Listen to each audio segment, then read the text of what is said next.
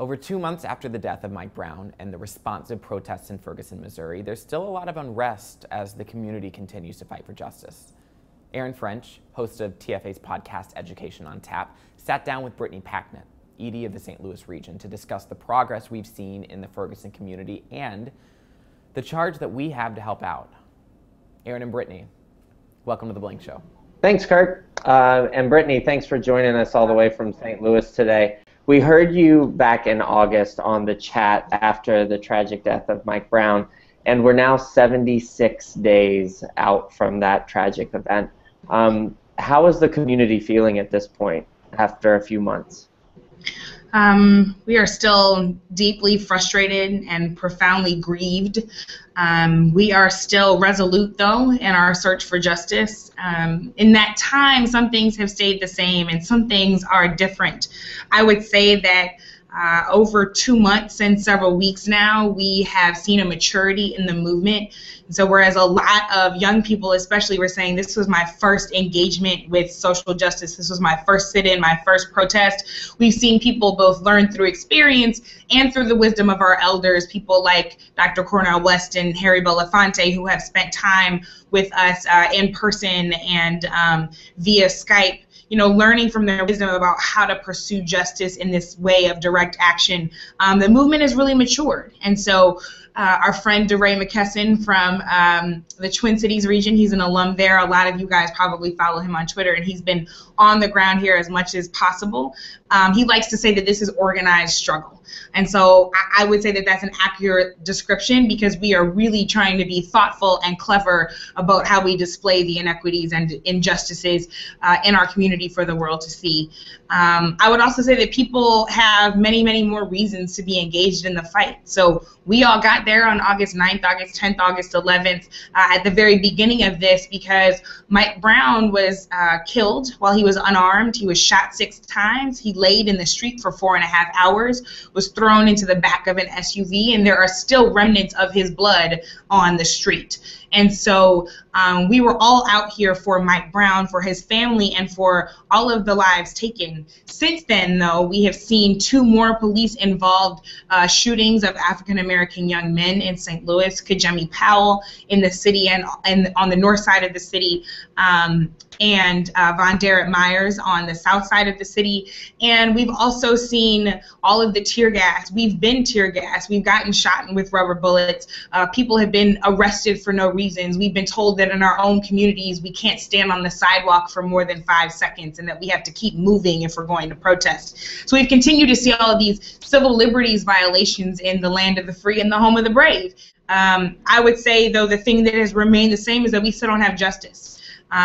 Nobody has yet accountable for this crime. People who were in positions of power still remain in positions of power. And so we will continue to be out here for 76 days more, 106 days more, however many days it takes, to see not only justice for Mike Brown, but justice for our protesters and justice for all of our Mike Browns. And you talk a lot about conversation and how it hasn't necessarily changed but expanded to include even more injustices that you're seeing not only there in St. Louis but across the U.S. When it comes to whether or not Black Lives Matter. And I'm curious to hear from you, like, has the conversation rather shifted in our classrooms when we talk about inequality with our students there in St. Louis? I would say it shifted quite a bit. It was interesting because when this first happened, some school districts strictly prohibited their teachers from talking about it with their students. And, you know, I make no judgments about what administrators feel they have to do in their districts, but the reality is that our kids, whether they were white, black, whether they were from Ferguson or not from Ferguson, were coming into class each day with this on their minds. And so to not address it, in my opinion, is to not be responsive to the needs of our children. In fact, quite a few of our core members and alums who have of their own volition participated in protests, been out in the community volunteering and helping to clean up, they have bumped into a lot of their students. one of our third-year teachers, Natasha Dupee, who teaches at Riverview Garden School District, which is directly adjacent to the Canfield apartments where Mike was killed, saw several of her students out there. And when she was out there, they would quote back all of the emphasis that she would put on leadership and being a leader for your community. And so they would say back to her the very things that she was telling them every single day and saying, I'm out here doing what you told me to do. Another one of our teachers, Tanisha Joyce, who is in her 6th or 7th year in the classroom and was actually one of our school directors at our inaugural St. Louis Summer Institute, actually spoke up at a panel in front of a room full of people and told the story about how her students actually asked her to join them in the protests, and they got tear gassed together.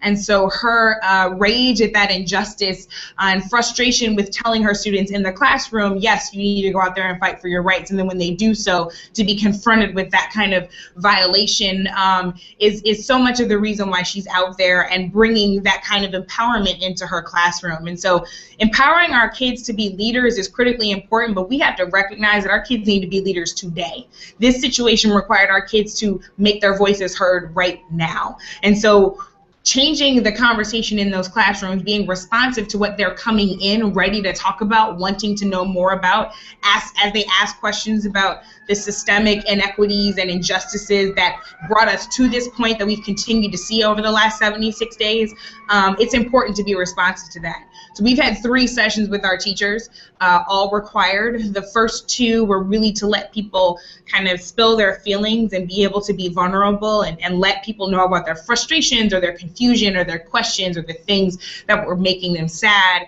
But the third one, which was the longest amount of time, was actually a working session. So people pulled their transformative goals back out, pulled out lesson plans, behavior management systems, and had to look at whether or not in their classroom they were unintentionally perpetuating issues of dominant culture and not affirming their students, and how they could actually mitigate those issues, and then go back into their transformative goal and their other materials and say, how can I intentionally affirm my students? How can I make sure that they believe that they know their voice is heard and that they are inherently of value? And how do I build those leadership skills, not tomorrow, but right now, that they need right now? And so we've seen certainly a shift in our classrooms, and I'm incredibly proud of our team in their leadership of our core members and our core members and alumni teachers who've really been answering the call.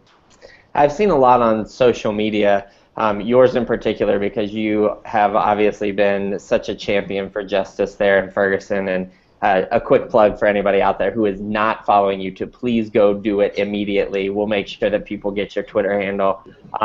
But right now people are starting to point out this double standard in the media. In particular, just recently, the events at Pumpkin Fest in Keene, New Hampshire, where the revelers, as they're being called, are being literally compared to the quote-unquote thugs of Ferguson. And there's obviously a big disconnect there.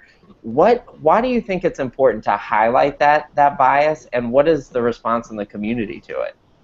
Yeah, I think that it's critically important because that bias is a symptom of a prevailing narrative. And we have to get very clear that the prevailing dominant narrative about African American children and African American people in general is quite dangerous because it not only can kill people, but it can prevent justice. Here's what I mean by that.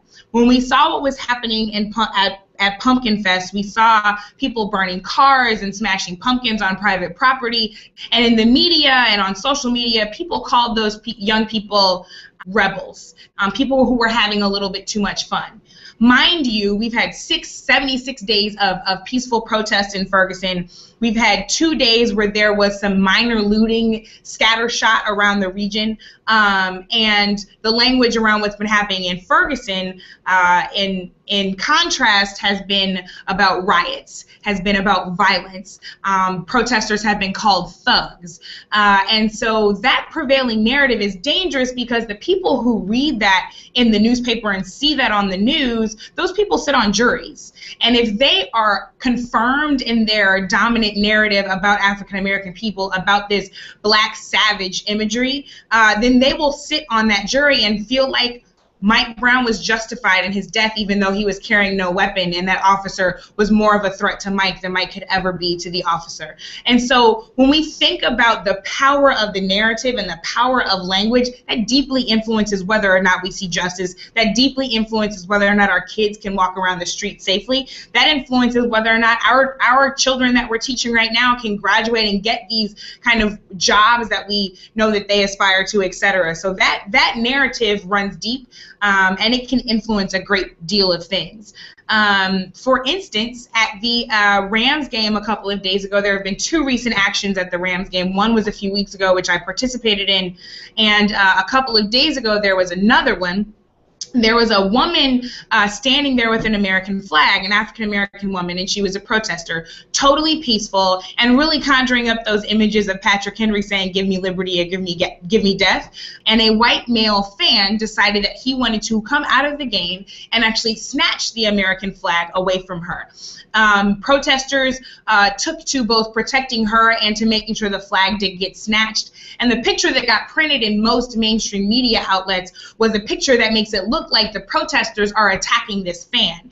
He later spits on this protester who falls to the ground, and that protester ended up arrested while the fan walked away scot-free. And so if you didn't understand what was truly happening on the streets, and if you weren't following people on Twitter and keeping yourself informed for the truth, and that's really how the community has been responsive, live streaming, tweeting, Instagramming, Vining, all of the things that we possibly can to make sure that the true narrative is out there. If you're not aware of all of those things, you're going to believe that protesters are inherently violent and can't stay peaceful and beat up on poor innocent Rams fans. That simply isn't what happened, and so we've had to take the truth into our own hands and make sure that it's elevated and amplified through all of our means. So this obviously isn't an issue that is going away and shouldn't go away or be easily resolved. So as your community continues to push for justice, as you said, into day 77 and beyond, however many days it takes to get justice, how can your family here at Teach for America support you, your community, your students, your staff? How can we get involved as well? Well, I would say the first way is to keep amplifying and spreading truth. As I said, that dominant prevailing narrative can be incredibly dangerous to our community. And so the more that you can use your spheres of influence, your platform, to ensure that that narrative keeps getting chipped away at, that's really a really critical lever that we have.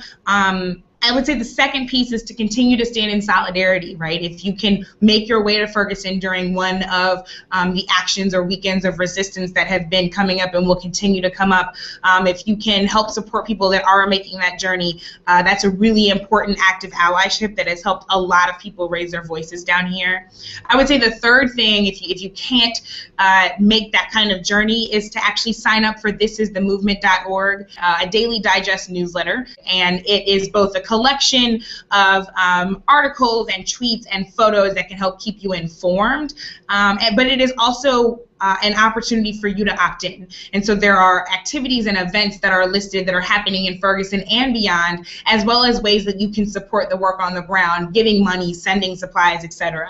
So I would highly encourage you to consider signing up for that so that you can opt into how you might want to participate. And then I think the last thing is that we have to keep affirming our kids. It's not just kids in Ferguson walking around questioning whether or not people value them. It's in New York, it's in South Dakota. Our kids are questioning that in Los Angeles and Las Vegas. And so making sure that every interaction you have with a child and every interaction you have with the people that influence them really call on the inherent value that all of our children are walking around with. We have a unique platform to be able to do that and to be able to set up other people to do that. And when they look at us, when our children look at us, they should know that we believe in them, that we love them, that we value them, and that we truly do believe that their lives matter. So keep spreading truth, keep standing in solidarity, definitely sign up for the newsletter if you would like to, and most importantly, keep affirming our young people because they need us, and we need to affirm the goodness and the leaders that are in each of them. Well said. Brittany, it's always enlightening talking to you. I hope I speak for everyone at the organization when I say we're there with you in solidarity, with you and your community, no matter what. Thanks for joining us again, and Kurt, back to you. Thank you so much, Aaron and Brittany. Follow Brittany on Twitter to continue receiving updates from the St. Louis region at Miss Pacchietti. And If you like Erin's sultry voice, listen to Education on Tap every other Friday on iTunes or SoundCloud, and subscribe by emailing educationontap@teachforamerica.org.